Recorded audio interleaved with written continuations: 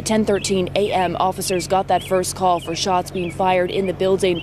Metro Police say they rushed to the campus, entered the school, and began clearing the building. They say shots were heard coming from the second floor, and that is where they found the shooter armed with 2 assault weapons and another gun in the common area, shooting through a window at police cars arriving at the scene. We're told 2 of those first responders fired, killing the shooter 14 minutes after that first call came in. The 6 victims, 3 students and 3 staff members. You can see their names here. The students all only 9 years old. Evelyn Dickhouse, William Kinney, one of the children, Hallie Scruggs, who we now know shares the same last name as the lead pastor of this school. And reportedly, one of the adults killed was the director of the school, Catherine Kuntz. Cynthia Peak, a substitute teacher, Mike Hill, a custodian. And almost immediately on scene, we saw law enforcement and loved ones coming together to pray. Community members laid flowers outside the entrance to the school, and vigils came together at Nashville churches. And the question so many are asking this morning is why. Metro Police released a new picture of the suspect overnight. Shooter is identified as 28-year-old Audrey Hale. Police say writings indicate this attack was calculated. Metro Police Department is the lead in this investigation, and we heard from Chief John Drake just moments ago. I would get killed or injured. Our officers feel the same way. They train for that. And this moment happened, and they didn't hesitate at all. They responded, immediately went inside, knew the danger that was going on. Shots were being fired at the police cars. That did not deter them. They went anyway inside. And really, we could have been talking about a lot more casualties than what we have. It's a very unfortunate, the 6 victims, but we could be talking about a very high number. I want to praise the men and women of our department, especially the 2 officers who put their lives at risk, not thinking about their own safety and just thinking about the safety of those inside that school. Metro Police say the first surveillance video starts at about 9:54 a.m. when officers say Audrey Hale drove to the Covenant Church School Monday morning. At about 11 minutes past 10 o'clock, Hale was seen walking up to a set of double doors, shooting through the glass. She then steps through the broken glass, armed with those 3 guns.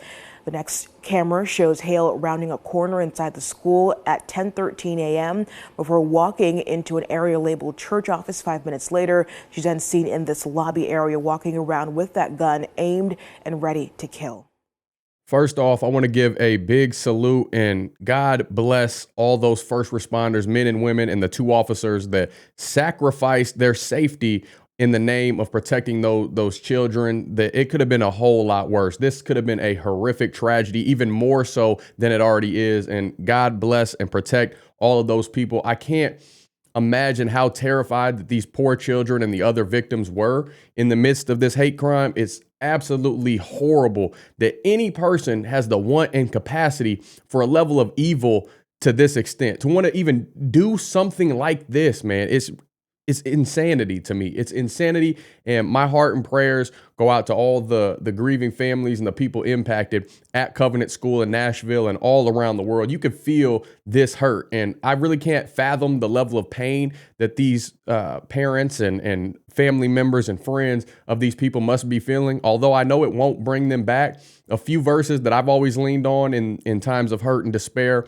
are Psalm 34, verse 18, that says, "The Lord is near to the brokenhearted and saves the crushed in spirit." Matthew 5, verse 4 says, "Blessed are those who mourn, for they shall be comforted." And then Revelation 21, verse 4 says, "He will wipe away every tear from their eyes, and death shall be no more. Neither shall there be mourning, nor crying, nor pain anymore, for the former things have passed away." Meaning that God will never abandon you when you lean on Him, when you look to Him in times of joy, in times of pain. Anything circumstance-wise that you go through in this life on earth, in heaven, we will feel no pain, no sorrow, and there will be no death when you've been saved, when you've turned to Jesus Christ. Like all these children will be in heaven. These adults that were part of this Christian school, I know they'll be there, and all of our grief will fall away, and we will only feel God's unending love. I promise you that no matter what you may feel today, tomorrow, and weeks to come, lean on the Lord, lean on his understanding. We can't put into context why things like this happen, but God gave us free will, which means that we have to deal with the good and the bad. This lost soul right here, for whatever reason, whether she was bullied, the way she was raised, she felt that she had to take out her anger and aggression and hate onto little children and innocent people, and it's absolutely horrific. In the grand scheme of things, it should really bring us a realization and a level of understanding of how precious and fleeting life is, how short it actually is. Hug your loved ones today, because you never know when God's going to call them home, or when some evil soul is going to feel that they have the right to take their life. We have to be grateful for the days that we're blessed to be on this side of the grass. And I can't bring those children and those human beings back. I can't do it. But what I can do is I can be honest. And multiple things come to mind when I actually take a step back and look at the broader picture of this sin-filled society that we have let happen. That means Christians, atheists, everybody involved in the United States of America. We have let this happen. Like, why don't all schools have armed law enforcement at all times? Why is that even a thing? Why is that even a question? Have we not learned enough brutal lessons since 1999 when the Columbine shooting happened? Like, what more do we have to go through? What were this woman's parents like that she was raised with to have so much hate build up to the point that she thought harming little kids and other human beings would be the solution to that? Like, these folks have to take some blame in this. I'm talking about the parents of this woman, that is, for not filling that girl with love and compassion for other human life. And could this have been stopped if the teachers were armed? Maybe, maybe not. We'll never know. What if we had armed military veterans, trained professionals that kept the border of the school secure at all times? I highly doubt anything like this would happen, but it's just crazy to me that I never hear of a shooting like this taking place in a state capitol building with any of these politicians. It's like they have completely barricaded, bulletproof shielding at all times, while these kids are left out there stranded, unarmed, defenseless to this evil, wicked sin that could show up at any time. How come the politicians are more protected than innocent children who haven't committed an act of violence or crime or sin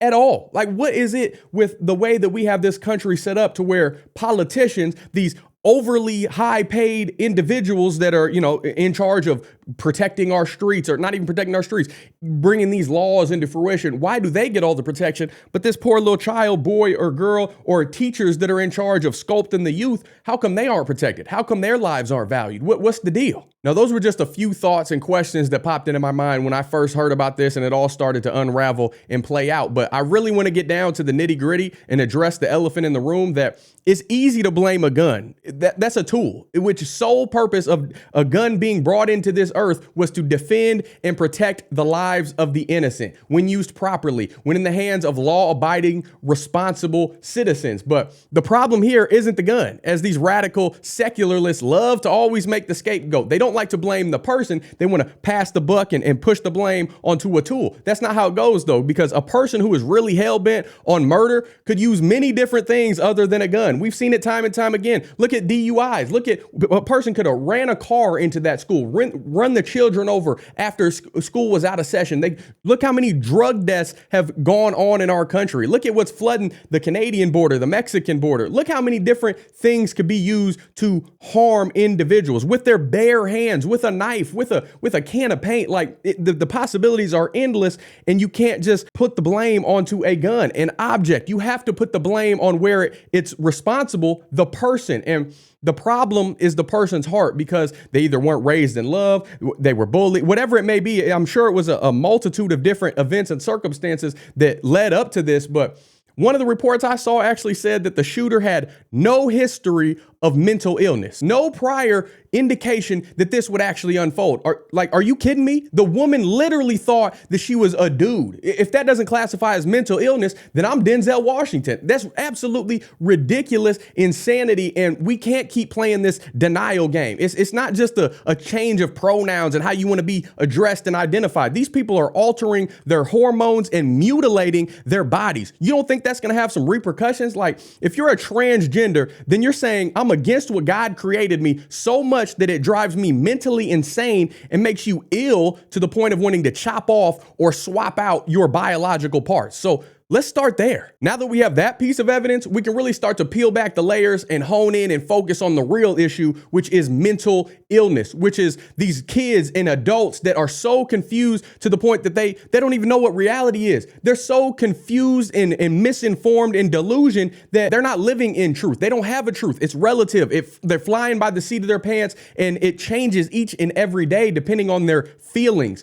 Facts don't care about your feelings. Reality, what God created as the natural order and how we're supposed to operate and how life is supposed to go, to be fruitful and to be happy and to be, even when you have some tribulation, you know how you're supposed to live because what the Bible says. But these people don't know the Bible. Theirs is dusty. They weren't raised in it. It's absolute insanity, and it has to be discussed. Are we really about to sit here and play this game again and act like that we're shocked that mass shootings and suicides and anxiety and depression is ramped up extremely rapidly in the past few decades? Because America, this degrading and depraved culture, has sculpted and accepted these individuals into thinking that they could be their own gods and go off how they feel on any given day without any repercussions and consequences for their actions. As sad as it is, this is what happens when you don't know truth, when you don't accept Jesus Christ. You can't expect anything other than destruction to happen when you don't know reality. And on top of that, just to add insult to injury, when something like this does happen, our leader of the free world, our president that's supposed to,